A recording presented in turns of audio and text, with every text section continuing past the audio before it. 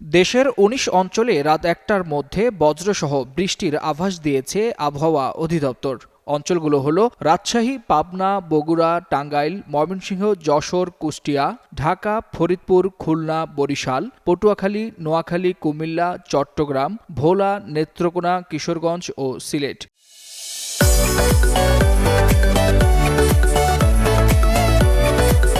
মঙ্গলবার এক বিজ্ঞপ্তিতে এই তথ্য জানিয়েছে সংস্থাটি।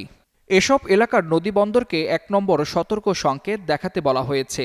বিজ্ঞপ্তিতে বলা হয়, রাত ১টার মধ্যে এসব অঞ্চলের উপর দিয়ে পশ্চিম অথবা উত্তর পশ্চিম দিক থেকে ঘন্টায় ৪৫ থেকে ৬০ কিলোমিটার বেগে অস্থায়ীভাবে দমকা বা ঝড়ো হাওয়া সহ বৃষ্টি অথবা বজ্রসহ বৃষ্টি হতে পারে। এদিকে সারা দেশে বৃষ্টি হচ্ছে। টানা বৃষ্টিতে দেশের বিভিন্ন জায়গায় জলাবদ্ধতা দেখা দিয়েছে। রাজধানীতেও দুপুর থেকে থেমে থেমে বৃষ্টি হচ্ছে। আবহাওয়া অফিস জানিয়েছে, বুধবার থেকে বৃষ্টিপাত কমতে পারে, তবে বিচ্ছিন্নভাবে সারা দেশে হালকা বৃষ্টিপাত হতে পারে। পাশাপাশি তাপমাত্রা বাড়বে।